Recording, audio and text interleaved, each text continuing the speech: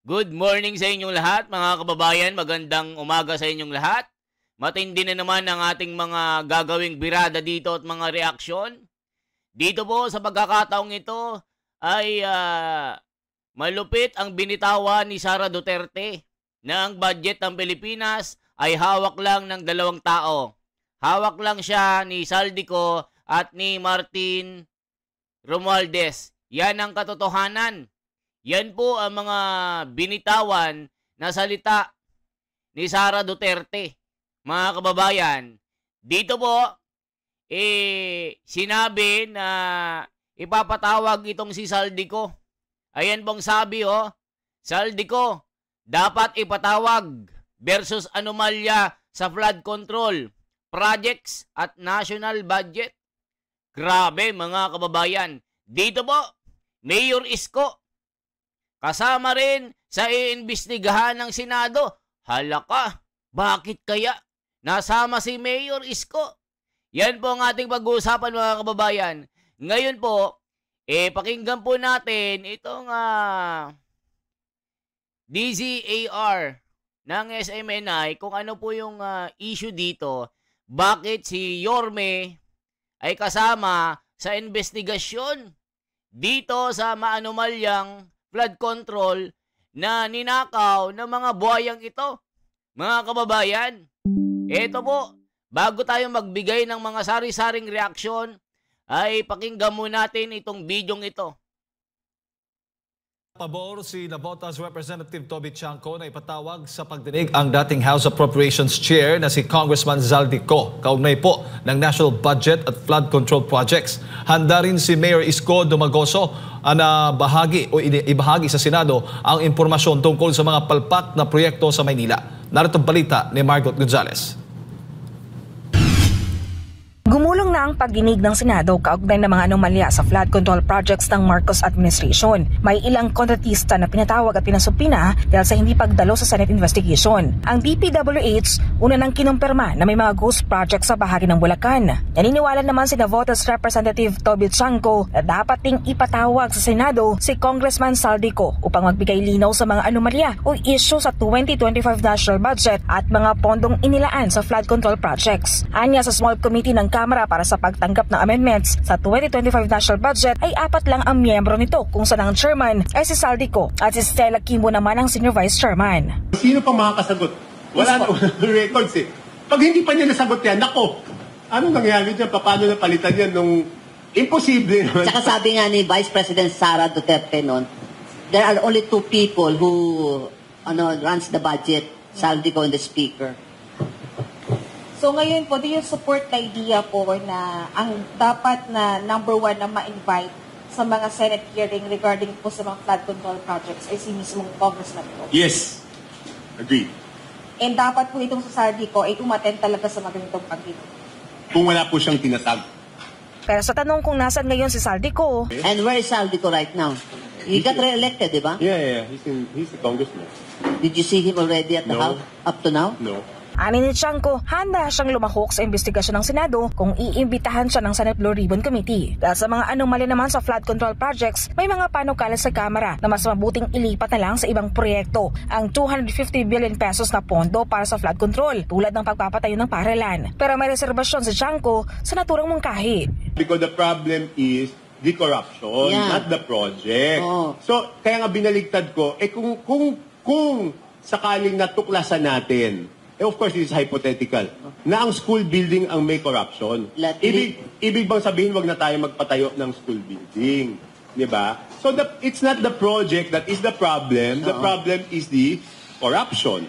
So, let us stop the corruption doon sa flood control.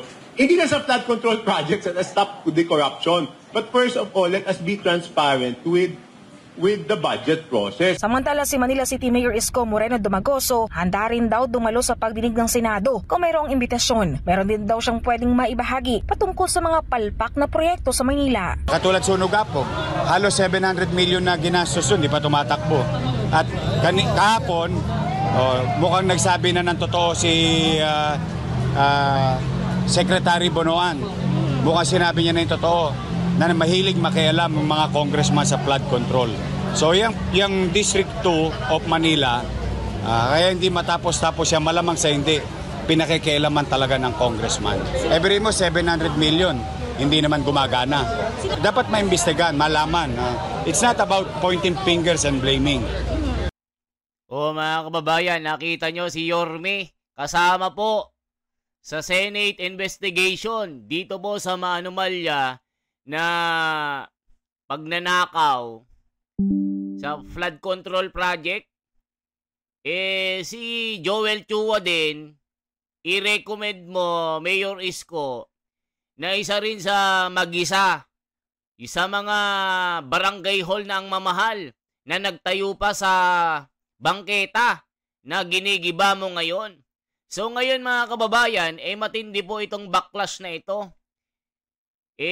Talagang lumalabas po ang katotohanan dito na ito na ba yung karma sa mga ito? Na bato sila ng bato kay Sara Duterte na magnanakaw ng lulustay ng milyon lang. Pero malinis sa COA, malinis sa Korte Suprema, malinis lahat. Pero dito mga kababayan, sa magnanakaw ng flood control, karamihan na mga sangkot, mga kontraktor na mga kongresista, mga kababayan. So naglalabasan na po ang katotohanan dito na ang budget ng Pilipinas ay hawak lamang ng 2 tao. Tignan nyo po mga kababayan, ano bang sinasabi ni Sara Duterte mga kababayan dito? Tignan po natin yung mga comment. Tignan nyo po, malapit na bang magkaroon ng liwanag ang sinasabi ni VP Sara noon? Grabe mga kababayan. Ito na ang malupit na sinasabi ni Sara Duterte na nagliliwanag na po ang kanyang mga revelasyon noon na itong project na mga national budget talagang yung mga mastermind maliwanag pa sa sikat ng araw. Kita nyo po tinukoy po Congressman Saldico at Congressman Martin Romualdez. Sila din mga kababayan yung mga highest bidder na humahawak po sa mga project ng gobyerno regarding dito sa flood control. Magko-comment lang po tayo mga kababayan dito sa sinabi na ililipat na lang daw ang flood control project ng mga budget sa ibang project. Hoy, makinig kayo. Kahit ilipat nyo yan yung national budget ng flood control sa ibang project, example po sa paggawa ng mga classroom, sa tingin nyo walang corruption dyan? Hoy, maging rational kayo. Ang gawin nyo, sugpuin nyo, tirahin nyo, targetin nyo yung mga taong korap na nasa gobyerno. Paano nyo masusugpo kung wala kayong mapapakulong? Di ba mga kababayan? Magbasa po tayo ng mga comment. Nako, galit na ang taong bayan dito mga kababayan. Eto po, tignan nyo po yung mga komento ha, mga kababayan. Nako po, yari na. Dito po talagang nagagalit ng taong bayan. Patawarin nyo po ang mga, nako, mapapatawad kaya ng Panginoong Diyos ito mga kababayan.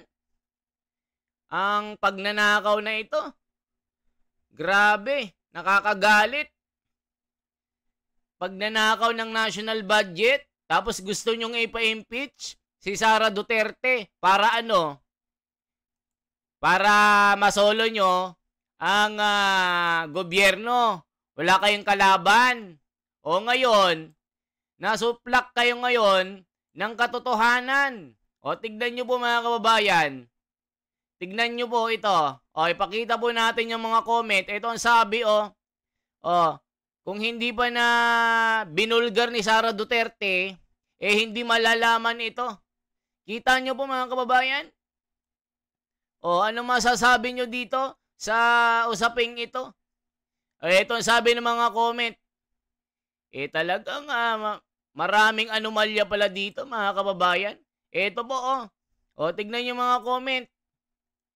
galit na galit ang taong bayan, mga ka-wonders. Ito ang sabi ng mga komento. Diyos ko po. Talagang ginagalit ang taong bayan, mga kababayan. Ito, panoorin po natin. Diyos ko Lord, ang mga magnanakaw na ito. Sana kidlatan kayo makidlatan kayo ng kulog. Ito po mga kababayan, magbasa po tayo. Ito. True ang sinabi ni BP Sara. Control nila ang budget kapag hindi susunod sa mga crocodile, hindi nila bibigyan ng budget sa kanilang mga distrito. Kagaya ni Senador Marcoleta, pinagkaisahan nila at inusig. Tinanggalan ng mga committee, tinanggalan ng budget sa mga project. Kaya kawawa yung distrito ni Senador Marcoleta. Sabi ni Giancarlo, grabe mga kababayan. May opinion sana mapatawan ng death penalty ang sino man na napatunayang nagnanakaw. Nung nagnanakaw sa batas, nagnanakaw sa pera. At kung hindi man sila maparusahan sa batas ng tao, remember God is not blind. Na walang nakaligtas, sino man. Hindi man sila ang paparusahan, ngunit sa utos ng Diyos at sa kanyang batas, ikaapat na saling lahi ng sino mang lumabag sa kanyang kautusan at mananagot at mapaparusahan. Yan ang galit ng Diyos. Grabe na ito. Ulitin pa natin mga kababayan ang mga sinasabi dito. Grabe ang galit ng tao. Grabe ang mga magnanakaw kasi na ito. Ito na mga kababayan. Ang budget ng HOR ay dadaan sa pagsusuri ng Senado. Kaya hindi nakakalusot kung ayaw. Maliban kung meron din sila gusto ipalusot on behalf of somebody. At doon magkakaroon ng illegal conversation or illegal conversion. Grabe. Sabi ni Yael, mindset, dahil kung si Romualdez at ko ang may hawak talaga ng budget, bakit ka nabigyan ng milyong-milyong confidential fund? Isa pa lang bobo itong Yael. Lahat ng mga leader ng gobyerno, merong confidential fund. Si BBM, billion-billion ang nakuhang confidential fund. Sabi ni Ezekiel Rojas, si Congressman ko ang dating chairman ng 2025 Appropriations Committee. Bilang chairman, siyempre siya ang may hawak ng committee, assisted by senior vice chairman and 43 vice chairs ng subcommittees. Si Kong Swansing na ang chair ng 2026 Appropriations Committee. Si Kong Romualdez pa rin ang Speaker of the House. Balita po, mapapalitan na po ni Toby Chanco. Ay nako, nakakaingit naman si BP. Ay, ang daming basher. Hawak ng 2 kurakot, sabi ni Janet. Matalas pang amoy kung saan ang kaperahan. Para gusto mo gawing kunin mo pa rin? Sabi ng mga grabe, tanging pera lang ang bukang bibig ng halal. Makikita ng gyud ang katag sa 2 King Crocodile Farm. Grabe mga kababayan. Insertion blank pero lumusot. Christian Endires. Grabe mga comment. Galit na galit. Gusto na nilang manakit mga kababayan. Eto po. Grabe dito. Grabe mga comment. Kahit sino may hawak basta hindi ninanakaw ang pera, walang problema. Paano 2 tao lang umahawak ng budget ng Pilipinas? True naman talaga sakim sa ambisyon at pera-pera. Binenta nila kaluluwa nila kay Taning. Si BBM dapat ang usigin dyan. Nako, yari mga kababayan. Pati si BBM kasama na dito. Yes, looking forward for that day of reckoning. Nako, ang paghihiganti ng Panginoon. Sino nga hawak? Sinong hahawak? Siyempre, matino. Huwag ka mag-alala, ma'am. Pag nanalo ka, alam na. Ay, yari na. Sabi kay Sara, pag nanalo, alam na, kulong lahat. Ito 2 makulong. Naku po. It's impossible na 2 lang ang mahawak ng national budget. Di dapat matagal na po. Yang nakita at dami ng pumalag kasi dapat yan kontrolado ng 2 tao lang, marami dapat paglaan at nidibigay ang mga budget sa mga LGU. Di ba isa-isa? Di ba isa si Sara sa sayad, naglustay ng malaking pondo? Tignan nyo yung mga basher, mga kababayan. Mga bulag ba kayo? Nakikita nyo ba ang totoong problema dito? Nakikita nyo bang mga kupal kayo, mga hinayupak kayo? Nakikita nyo, naubos na ang kaban ng bayan? Ipinagtatanggol nyo pa rin? Mga 80-80 ba kayo? Dapat dito, walang makalusot. Kita nyo mga kababayan? Kita nyo ang mga ito? O tignan pa natin yung iba mga kababayan na yung sinabi ni Sara Duterte dito. Tignan po natin mga kababayan.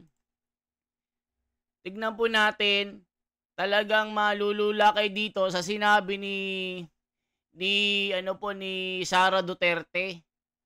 Para makita nyo na totoong sinabi niya na itong budget ng national budget ng Pilipinas ay 2 tao lang ang humahawak.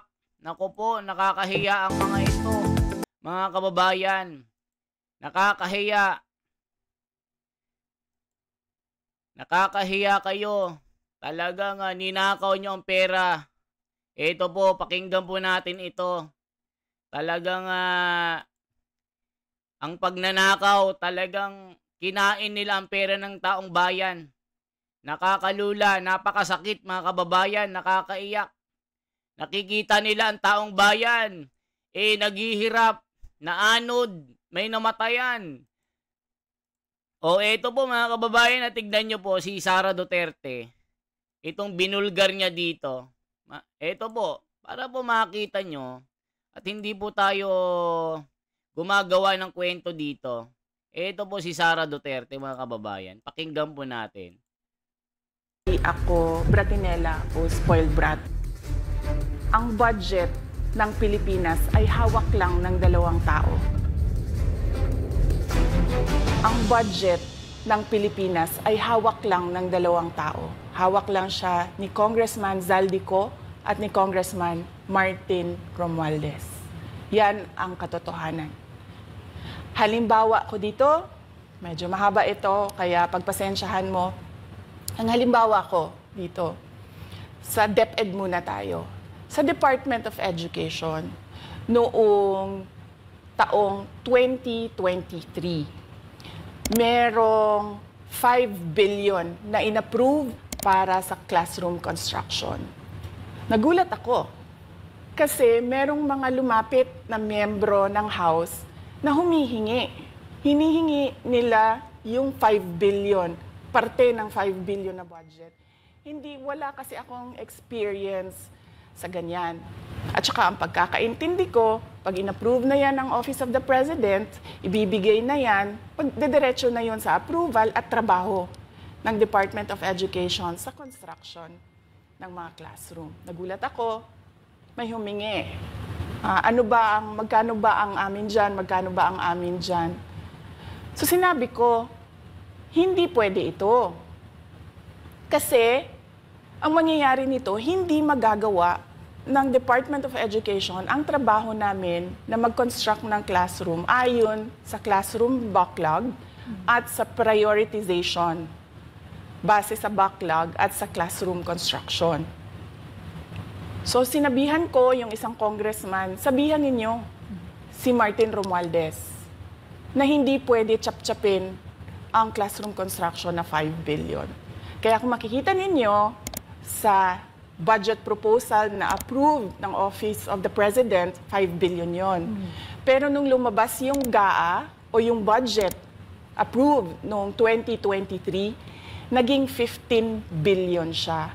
Dahil hindi nga ako pumayag na kunin yung 5 billion, dinagdagan nila ng 10 billion yung classroom construction ng Department of Education. Yung 10 billion na yon hindi kontrolado ng Department of Education. Grabe mga kababayan, ano? Ang galing ng mga kupal, ang galing ng mga animal, ang galing ng mga buhaya. Kita nyo po mga kababayan yung kanilang mga estratehiya. Si Sara Duterte na po ang nagsabi na dating 5 million lang ang budget ng Department of Education. Tapos pilit na hinihingi ng mga congressman at gusto nilang i-chap-chap. Tapos kung hindi pumayag itong si Sara Duterte, dinagdagan po nila ng another 10 billion. Tapos ang ginawa ng mga animal na mga ito, mga kababayan, ayon na rin sa bibig ni BP Sara, hindi kontrolado ng Department of Education yung 10 billion. Ang ginawa po nila, mga kababayan, dito po nila kinukuha ang kanilang pangungulimbat. Kita nyo po, naglalabasan na po ang katotohanan. Dating sinasabi nila, bintang lamang. Pero ngayon, mga kababayan, tila meron nang nanginginig at makukulong. Kaya dito, hindi nila mahawakan ang leeg ni Sara Duterte. Kaya, pinagkaisahan nila, ginawa nila ng mga kaso kasi siya po ay tinik sa kanila, sa kanilang mga hangarin na mga pagnanakaw na ito. Tapos ginawa na nila ng mga kaso, ng mga impeachment na ito, na paglulustay ng pera ng bayan daw.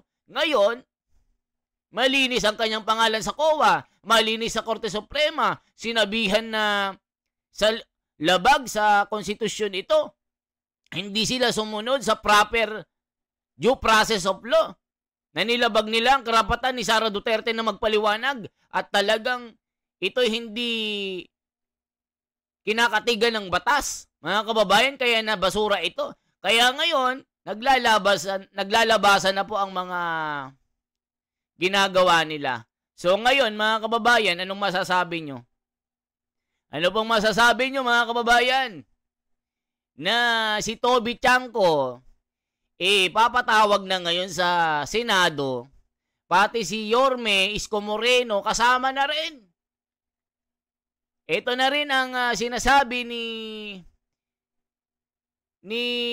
yung si Toby Chanco, mga kababayan. Ito yung ito yung bumaliktad na tinuturo si Saldico talaga ang isa po sa mga nagmamando dito. Kaya ipapatawag na rin sa Senado ni Marcoleta.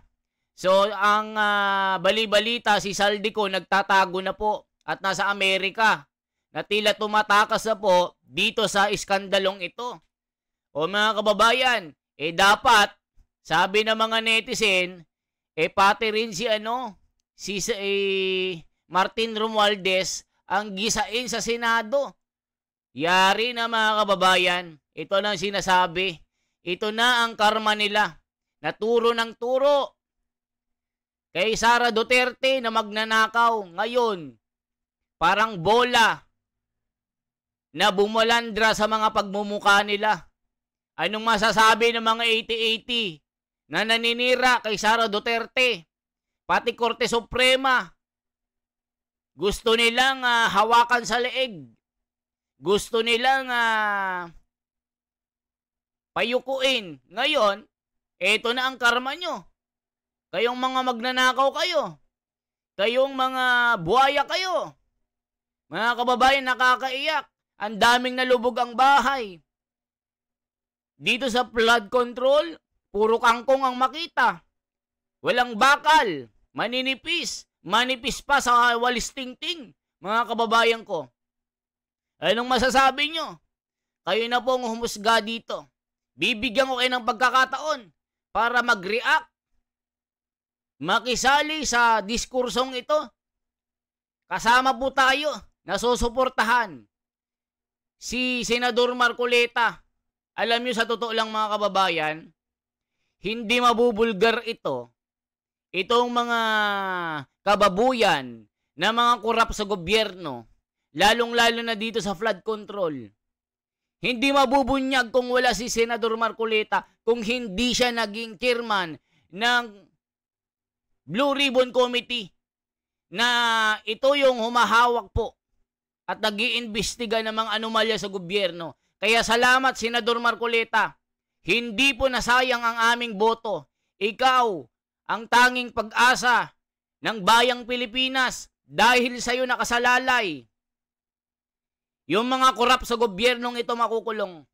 Kaya mga kababayan, ipag-pray po natin, ipanalangin natin ang Karo Dante Marcoleta na kasangkapanin ng Panginoong Diyos para katigan ng batas, para itong mga buhayang ito na gumagawa ng kabulastugan at pagnanakaw sa kaban ng bayan, maparusahan. Kaya mga kababayan, isang like, isang share po, isang subscribe, at paki-join na rin sa community ang ating YouTube channel para po tuloy-tuloy tayong makapagbigay ng mga balitang ganito. Salamat po ng marami mga kababayan. Ako po, ang inyong ka-Wonder Fanatics, The Wonders Philippines. Mabuhay po.